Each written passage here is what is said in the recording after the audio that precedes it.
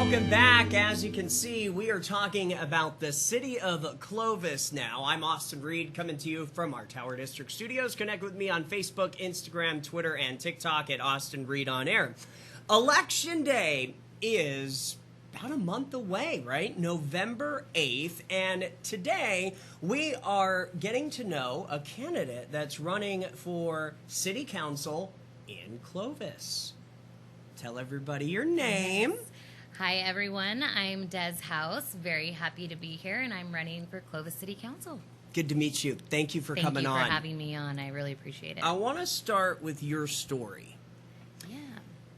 Where are you from? So I grew up in Huron. So, Huron, Kalinga, we have a lot of pride there, but we blend together because everybody goes to school in Kalinga. So I graduated from Kalinga, came to Fresno for college, and, met my husband a little after, and we have two beautiful daughters. How old are your daughters? 2 and 3. 2 and 3. They will be 3 and 4 this month. So Frankie turns 3 on Halloween. Okay. My little Frankenstein. Oh my gosh, I love it. And she's wild, so we named her perfectly. And then Joey turns 4 4 days before that. Wow. Yeah. See, I've got twin daughters. I saw pictures. So 3 and 4, that 1 year difference, I wonder if it's harder or if it's kind of like the same. I think it's hard either way. Right, yeah. True. They prepared me for politics, just kind of run in there. There right? you go, that's right. I couldn't imagine having twins, but I had 2 babies during COVID, so it felt like having twins. Right. But, I'm blessed with a phenomenal mother-in-law that saves my life day in and day out, and my husband's perfect too. So it's a perfect little mix. Yeah. So we have a lot of help, and they're happy, they're healthy, and if Frankie can yell at me in the morning that she wants pancakes, then life is good. Life is good. Life is good. It was so funny. I brought my daughters to Spirit Halloween. Was it this past weekend? We didn't buy anything. Mm-hmm. We were just looking around. It was the best day to them. Just little things. And then we went to Dollar Tree, and we picked up a little doll. For like $1. Well, now it's like $1.25, but inflation. Yeah. So, but it's so funny how kids, yeah. Through the eyes of a child, you see the truth and you find beauty in everything, right? So yes. I think that is one thing that we could actually learn from kids. Right. What do they say? Drunk people and kids tell the truth all the time. So, yep. Hey, if my kids can laugh and be safe and happy and healthy, then I'm here for it. That's actually why one of the things that triggered me into running for council. I was going to say, your kids are young right now. It looks like, you guys are happy in Clovis. Yes. So it sounds like you want a better future for them and everybody. Oh, 1,000%. And I think that if, your governing council is treating every community member as if it was one of their own children, then you're going to be in really good hands, right? So, obviously I did not grow up in Clovis, but I chose Clovis for the schools, for the safety, the sense of community, and with 3 open seats and everything that's coming down from, the federal level to the state level, you never know. So don't talk about it, be about it. And here I am. And here you are. So let's talk a little bit. You were telling me just before our interview today that you, in high school, you were a little political? It's Kalinga, and we always wanted extracurriculars. Mm-hmm. There's not much to do there. Right. So, I ran for student council. I think I was treasurer my sophomore year, and then I was just involved with ASB constantly going throughout that. And then, into my adult life, I serve on legislative committees with CASH, which is the Coalition of Adequate School Housing. So it's like facilities for schools. I work very closely with CSAC, which is California, so many acronyms. But it's for County Supervisors, California County Supervisors Association of California, and then League of California Cities. I'm actually, one of their premier. Our company is one of their premier partners, so I work closely with them as well. Now, in your work life, what do you do? So I work for an energy company. Okay. They do anything from lighting, solar, mechanical, you name it. And it's all done in-house. But I handle our strategic partnerships, so I'm kind of like the outward face or liaison with every organization that we're involved in. I work with our upper level management and corporate level management to be able to see how much money we're going to put into the organizations, how we're going to be involved, what causes we get behind. So it's a lot of reading policy, a lot of legislation, what industry trends are happening, and then I'm kind of in charge of running that crew. So I do that for higher ed, K-12, and local government. I interview a lot of council candidates, but your resume is very impressive. Oh, well, thank you. Thank you. And it just sounds like a perfect fit. It sounds like this is your dream. Your dream would to be Clovis's next city council member. Nightmares are dreams too sometimes, but I'm not saying that would be a nightmare. I just never saw myself going into politics because I did work so closely with politicians, quote unquote. But that's really my dream, is to take care of my family and provide for my family in the best way possible. And I cannot truly do that if I'm not advocating for the community that we live in. So I believe some people are given God-given talents to be able to, some people can paint, some people can sing, some can host, TV shows. I can't do that by any means.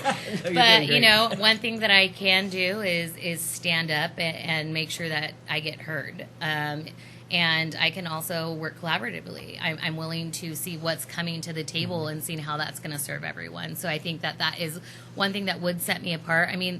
Hey, I give credit where credit's due, and there are a lot of candidates on the ballot, but I'm younger. I am there with the policymakers, so I get to hear what's happening instead of having to wait for it to come down.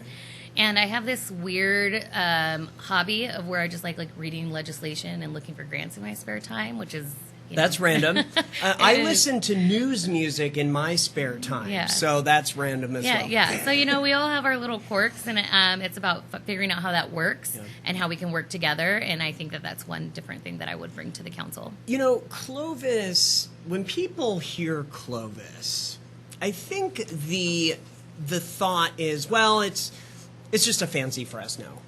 Or the thought is... it's tiny, it's the size of 30,000 people. Now, in my opinion, both of those assumptions are wrong. 1,000%. What's your thought? A diamond is a diamond regardless of the size, and I think that Clovis truly is the gem of the valley. We are compared to Fresno a lot because obviously they're our neighbor, and Fresno has its great qualities and there's bad qualities as well, but you can't compare us because we are not the same. Just as, you can't really compare people. Everybody's different. One thing that I do love about Clovis is, it was started off the model of community. If you build it, they will come. And we've done a very good job at taking care of that. And I think making sure that growth can continue so that everybody can experience Clovis, but as well as making sure that growth is sustainable and we can keep that Clovis feel. And that's why on my signs you'll see Clovis first, Clovis always. If you lead with Clovis, then Clovis kind of will always remain that same, I call it a little haven, right? It's our own little escape from the world of what's going on around us, and we should protect that. What are, we've only got just a few seconds left, but what, from you looking above at what's happening in Clovis, what are some of the things that you're like, okay, I don't know about this? It all comes down to jobs, right? Economic growth and development. We have housing growth, which is great, but those people need somewhere to work, and it should be in Clovis so that we could generate that revenue and it can go back to the city, which could then fund public safety. I have the endorsement of our firefighters, which I'm very, very proud of, and I wear that as a badge of honor, to be able to give back to the people that serve us. And then ultimately, if you have a safe city and everything's running smoothly, you can keep local control of your city. So I think that the real crux of it all is economic growth and development, and making sure that as a city we're ensuring that every dollar that we can capture remains in our pocket. So business is kind of at the forefront for you. Yeah. Along with public safety. Yeah. I think without generating tax revenue or having, those coffers full, we can't do anything. We can't provide services to our community members. We can't pay the people that are protecting our city. We can't advocate for services that are going to be there because, they're there, but how do you afford them? Everything costs money. And, you know, in politics, it's like, I feel like it's like weddings. They charge you doubled if they know it's for something of that realm. Right. But, you know, we really do have to do what's best to serve our community. And the best way to do that without having to pass the buck to the taxpayers, right, is to create revenue that's going to kind of generate itself. Right. Makes sense. Makes sense. How can people learn more about you and your campaign? So my cell phone number is 559-593-2300, and you can call, text, email, courier pigeon, whatever you need. Des, DES, the number 4, Clovis City Council.com is my website, and then just Des for Clovis City Council is my handle on all social media platforms. Tonight we do have the debates, so if you're in Clovis, come by. They're at 6 p.m. There's going to be an opportunity to hear from all of the candidates, and there are 10 of us, so, you know, by all means, come through. And you can actually, there's a Survey Monkey that you can submit questions to. So everybody's going to be able to get involved and exercise your right to vote on November 8th and, you know, fill in Des on that ballot, and I'd be honored to serve everybody in Clovis. Any other upcoming events the next, maybe up until Election Day that you'd like to tell people? Yeah, so there will be a plethora coming out. I'd like to do a lot of meet and greets in the park so that families can come out and meet us and what's going on. I will be at the Fresno Fair out there. Look for me out there so you can. That's right, that starts tomorrow. Yes. I actually am going to New York for an LLS thing tomorrow. Oh, yeah. But I will be there. You'll be there eventually. Get that, you know, Indian taco in my life. Those are my favorite.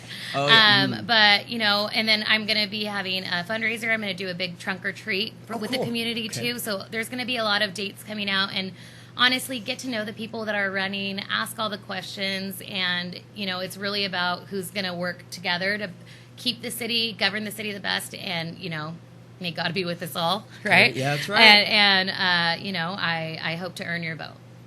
Great to meet you, Des. Thank you so much. Real quick, I ask this from all of my council or any politician. I always say, if it's, you know, if they're running for the first time, I say, if you win, I'm asking you if you would give your first interview to me. You are the first to ask, so I will definitely give you the first interview. All right. So I'll talk to you on November 9th. Yes. Thank you again. Thank you so much. I'm Austin Reed, Des for Clovis City Council. We'll be right back.